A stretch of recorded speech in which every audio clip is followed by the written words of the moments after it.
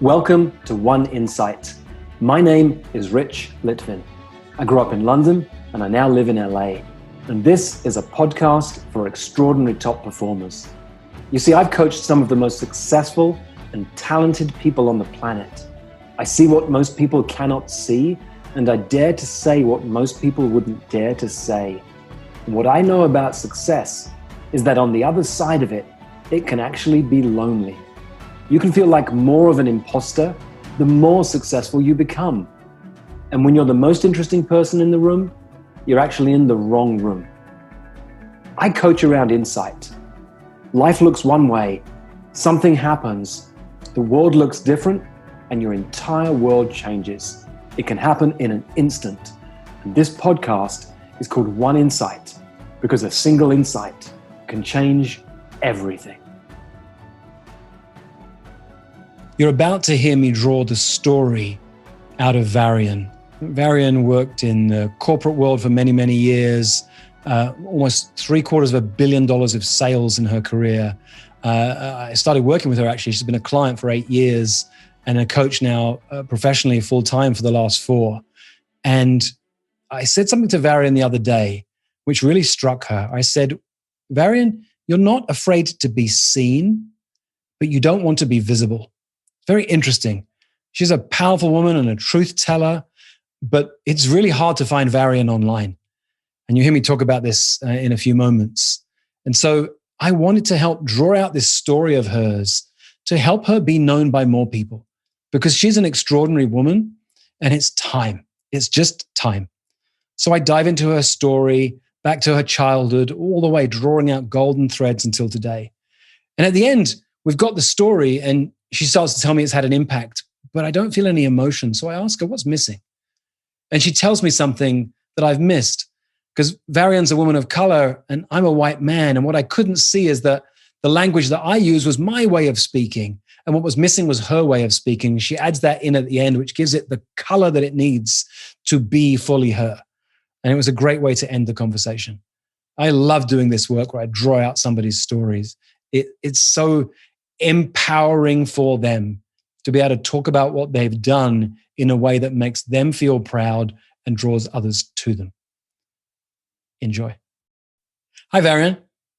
Hey, Rich. Hey. So this is fun for me. We've known each other for at least 8 years. You became a client when you were still working in the corporate world. You had a leadership executive level job in the corporate world. 4 years into our work together, you left to become a coach. 4 years later, you're really flying as a coach. You have an annual event that sells out within 24 hours. For 12 months later, when it's actually going to be delivered, you have built an audience of people who love what you share on a regular basis. I've really been in awe of watching your journey. So this is fun to talk to you. Good. Let's see where we go today. And so that's your line. There we go today. But we've done recorded episodes like this before. I don't know if it was for the podcast, but certainly on video where you've shared your story and your journey. And this is not that. So I was looking you up the other day online because I wanted to tell someone about what you do. And I realized, wow, you have one of the smallest online footprints I have ever seen. Your website has a single page with no buttons to click to go anywhere. And the single page just has a video of you and that's it. Your LinkedIn profile barely has anything on it. And it's very hard to find out much of what you do. There are a few people who talk about you. You've been interviewed by them and so on. You can find them talking about you. It's very hard to find much about you. And so I had a few words with you and I started to describe who you are. And we had this conversation. I said, would you like me to do this thing that I love to do, which is to draw out your real story? You don't need it because you have enough of an audience, enough of a community, and you make enough of an impact that without that story being widely known. But once our story is known, we shift the way we play in the world.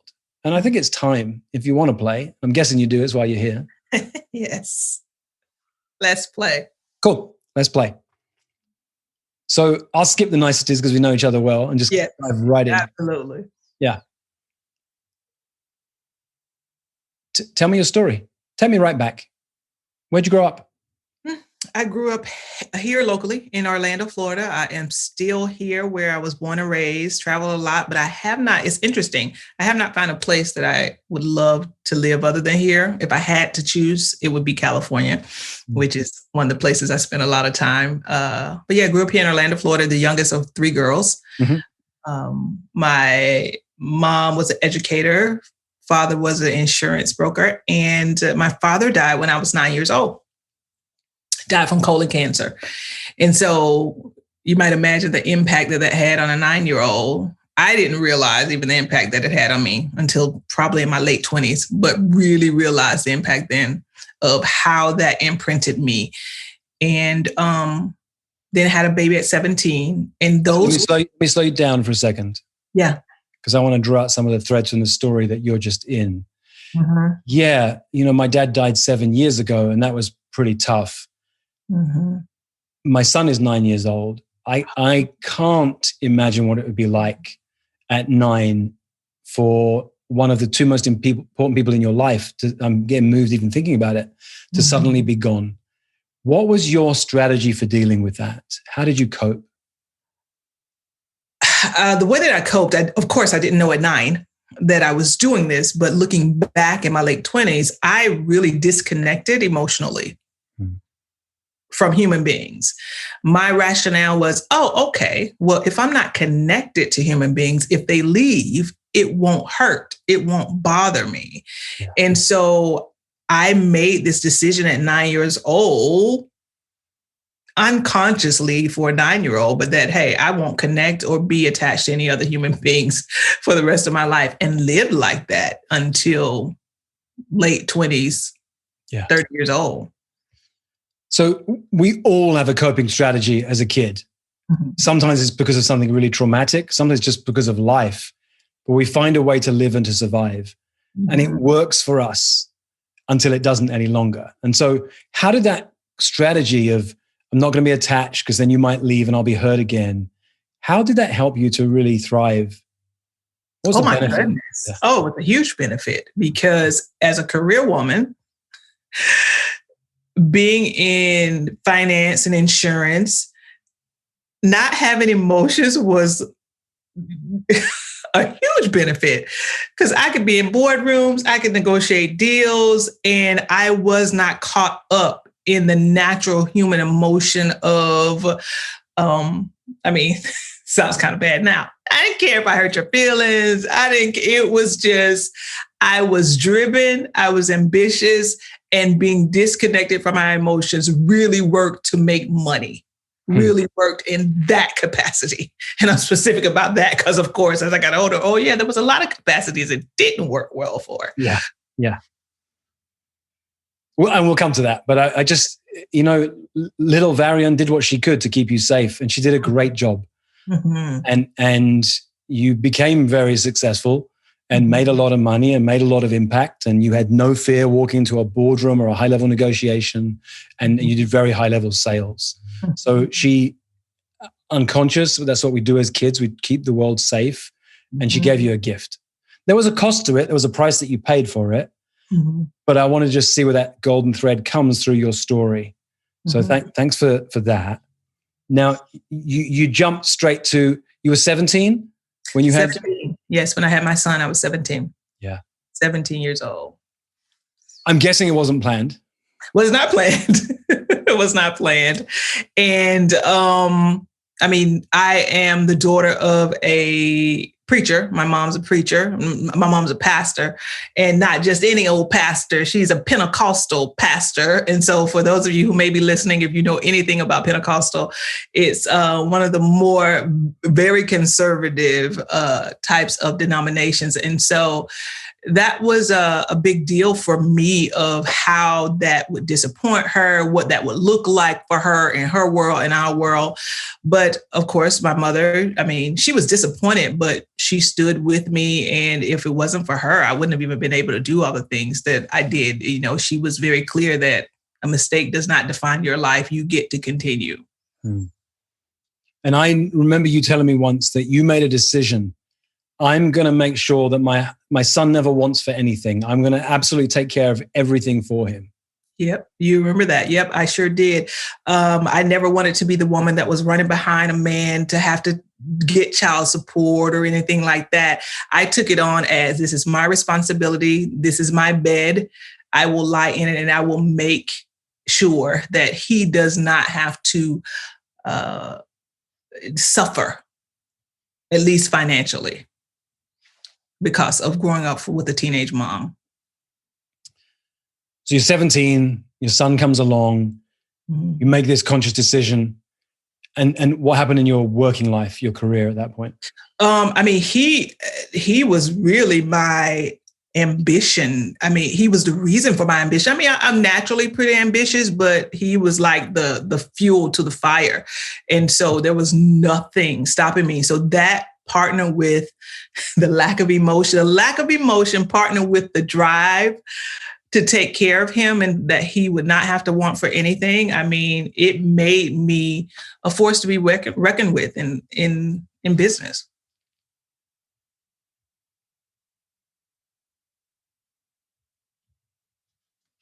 What are a couple of your most significant accomplishments in the career world? You know, in the personal life, obviously raising your son, but back in the world of business and the corporate world you lived in, what are two things that you're proudest of that you're known for?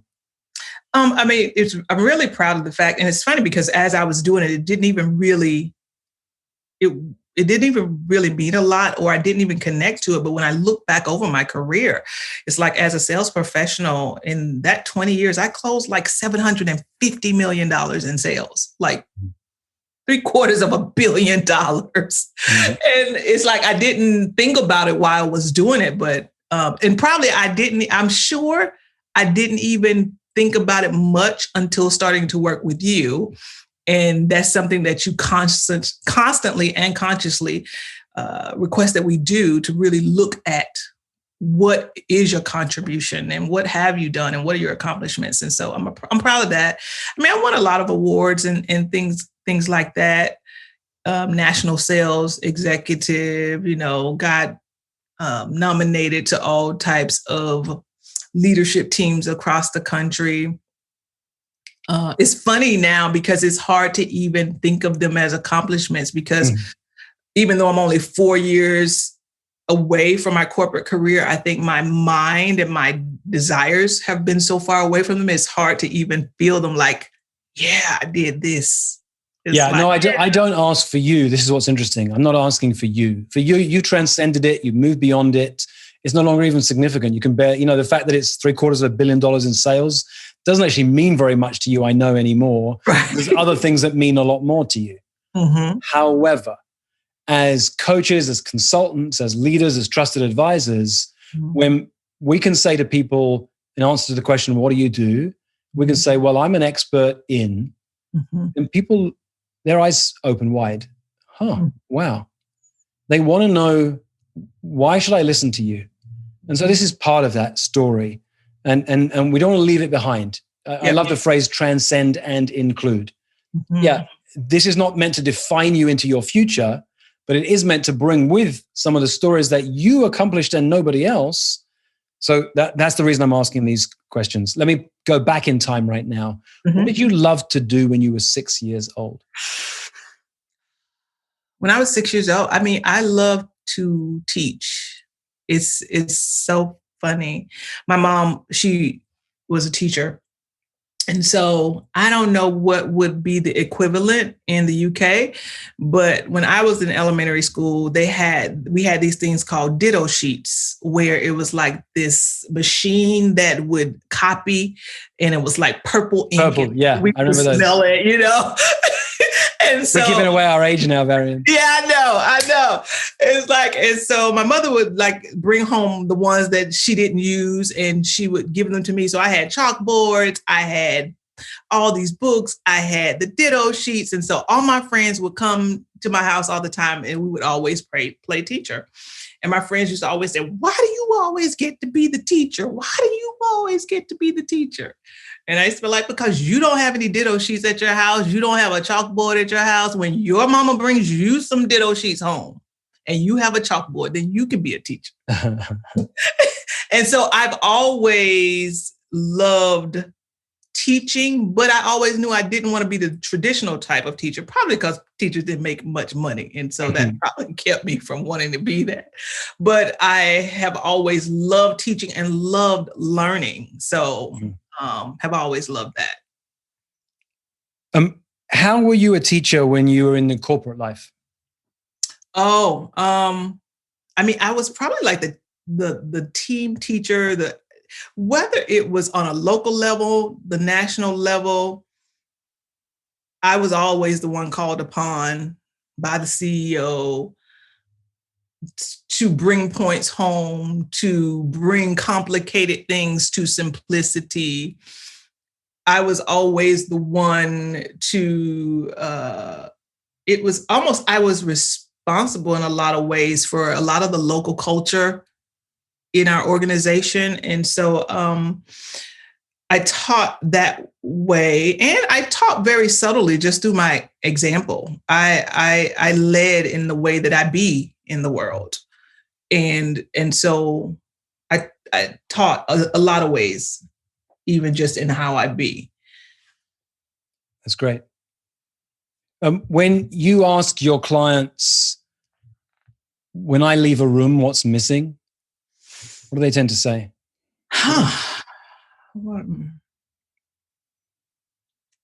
The first thing they would probably say is truth. Boldness.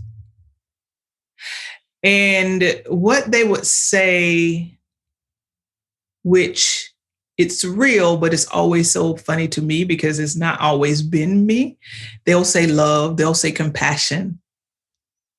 They'll say deep care.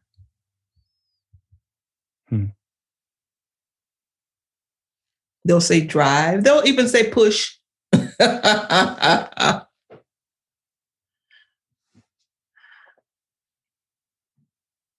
Nice. Thanks for sharing that, because that brings us full circle to where you began, those unconscious decisions to live life from a lack of emotion, but being driven to succeed. Well, now full circle, you've done a lot of work for many, many years to access that level of love and emotion that's coupled with drive that makes you really extraordinary in what you do. So that's it does. It's so surprising because I am much more powerful than I ever thought I even could be because of having access now to the full spectrum of emotions, is what I tell people. Because I still have all of that, if we would call it, access to that masculine energy, that drive, that boldness, that's still there. And I love it, but it's not my default anymore. I have other ways of being that are available to me that used to not be available to me. That's a great distinction. And one of the things that I'm really proud of the work that I do with my clients is to help them increase their range. Because wherever you are, when you show up, you have a range that's this defined. And however successful you are, if you can push the boundaries on either end, that's when you become far more powerful. So a woman who's really driven, but doesn't have much access to her emotions, the moment she can have more access to her emotions, or the moment she can accomplish things without the drive and need for success, she gets to expand her range on both ends. And counterintuitively, because it takes a while to sink in on the inside, it's like, really, I have more impact this way? People want to be around me more when I'm this way? Because I'm very similar to you. I can relate to this. Because I'm always surprised when people will say, you're so loving, or I'm always laughing in my head. I'm like, that is just crazy when I know I didn't even used to like people at all. So it's always, it's wonderful to see that I am such a different person. And it's just interesting that I am. Yeah. So that's why I appreciate you being this vulnerable with me. That allows me to hear things that and see things that you can't for yourself. You've heard me say this before, the three mysteries to the universe, birds to the air, fish to water, and humans to themselves. We can't do this for ourselves. What's one thing that has been a constant in your life in holding you back? Like there's a default pattern that shows up even now when you're not conscious, you're not paying attention. Image. It's image, and image has it has many variations of how that shows up, but it's image. I always want to look good. I always want to be the best. I always want to have the best. And so it's that image. And the way that impacts me is that I constantly have to move past it in order to continue to learn and expand, because to learn, you have to, deal with your image, because you're going to fail. It's going to look a certain way. And so it's even like when I left my corporate job to start full time as an entrepreneur, that year I had to take on for that year how people choose words, that I would be average, because that's the only way that I would be able to move forward. Because if I tried to live up to me and my idea of me, I would still be there now, twiddling my thumbs, having done nothing. Yeah.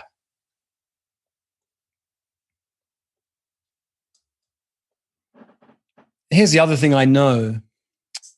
There's another side. There's a healthy and unhealthy side to everything, right? Looking good, wanting to look good, being the best, wanting to be the best, having the best, and wanting to have the best. That can be unhealthy over this side. Mm-hmm. But there's a place over here where I know that the events you create for your clients, I see the smile on your face, right? Everything you do looks beautiful, is the best. You create the most amazing experiences for your clients. I know this. Mm-hmm. I do. And I love that. I love that. That brings me so much joy. Yeah. If you had to capture what you teach in this moment, the top 3 lessons for your clients, what are your top 3 messages?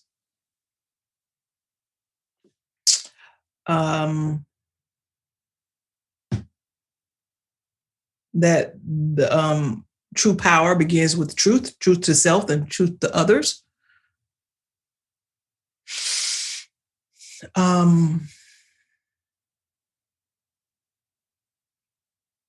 Expression, being fully expressed. And what's the message behind being fully expressed? Say that in a sentence.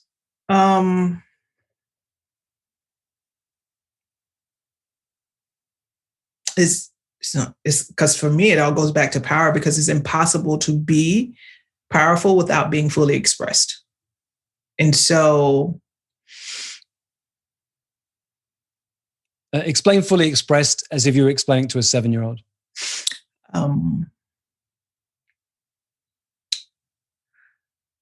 To be fully expressed means that you never hide who you are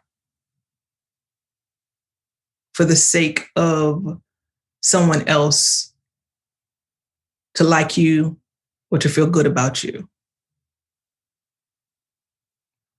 Great.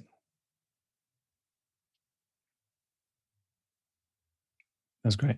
Mm-hmm. Is there one more lesson, or are those the top 2?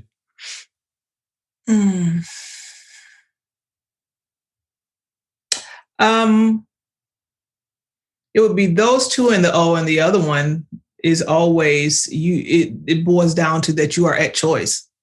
You always get to do what you want to do.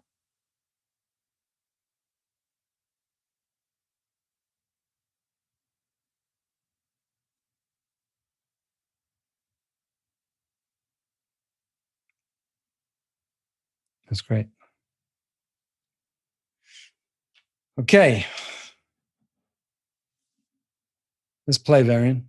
All right.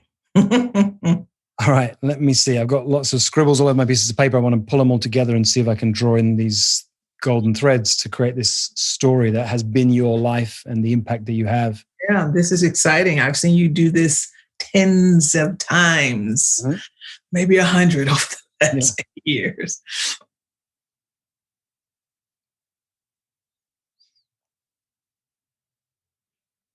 All right, I have to let go of my need to get it right now and just play. So it might be a bit messy, but I'm not trying to write copy on a website. Right. I'm trying to draw out this story that then you can then maybe churn into copy for a website or to share with your community. But let me draw out the threads.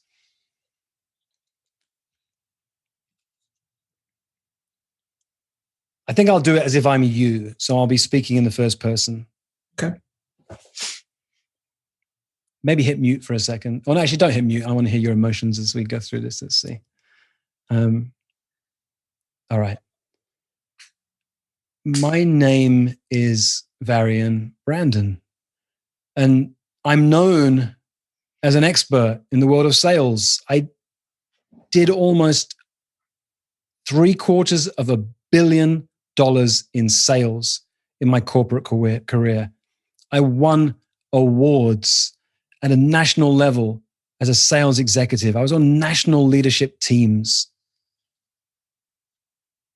I had huge accomplishments to my name, and yet something was missing. And at that moment in time, I didn't know what it was.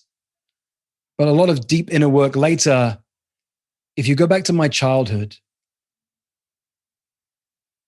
at 9 years old, my dad passed away. I wasn't prepared for that. I didn't know it was coming.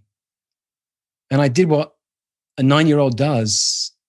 I tried to keep myself safe. It was unconscious. It wasn't planned.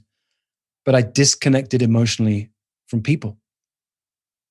Because if people leave, I did not want to get hurt again. That feeling was overwhelming. I didn't know it back then, but what little Varian did in disconnecting from people was she was able to show up in a world that was intense and scary without the emotion that most people feel.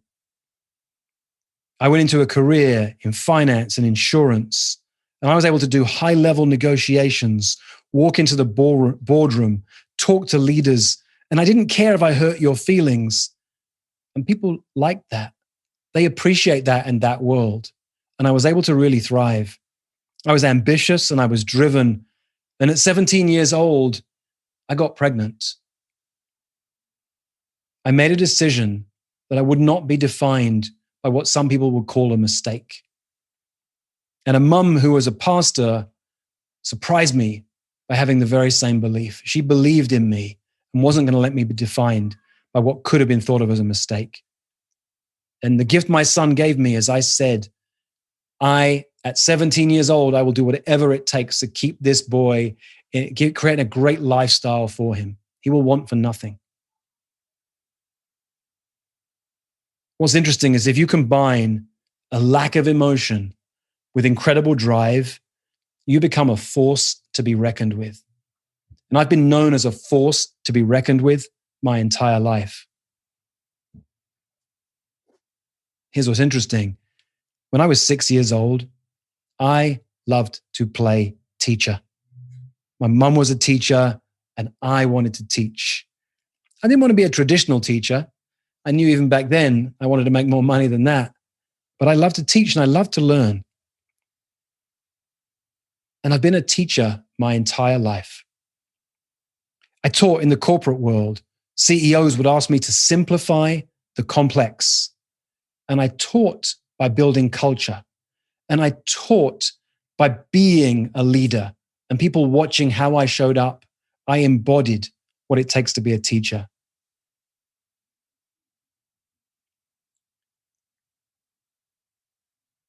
Now, I'm a trusted advisor to extraordinary leaders because I combine three things. I'm a truth teller who's known for her boldness. I'm driven and I have no fear in pushing you to the very edges of your comfort zone. And I bring all those these days with a level of love, compassion, and deep care that sometimes even surprises me.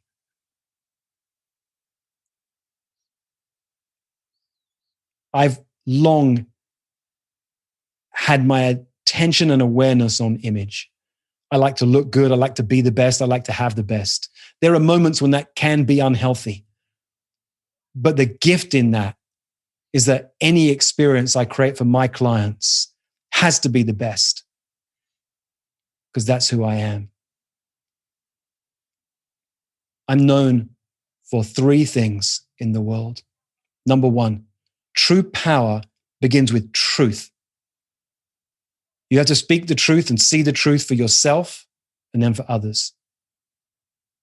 Number 2, be fully expressed. Never hide who you are to have others like you. And number 3, you are always at choice. You always get to do what you want to do.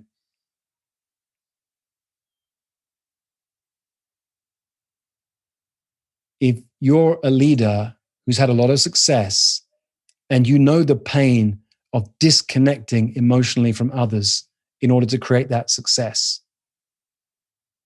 you and I should have a conversation. If you're a leader who's had a great deal of success, who's accomplished things that people once said were impossible, you've got a track record of doing that, then it's probably time for your next impossible mission. And you and I should have a conversation.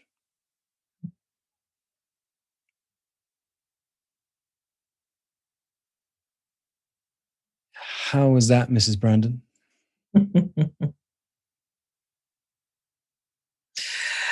It's funny because it just sounds so simple.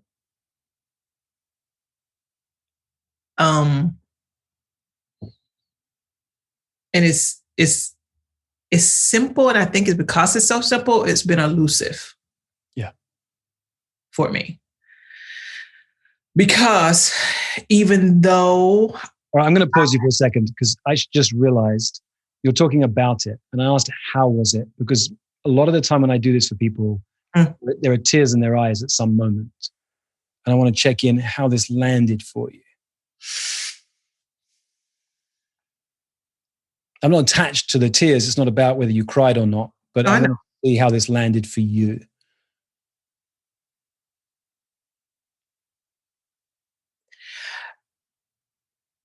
I mean, is definitely a lot of me. I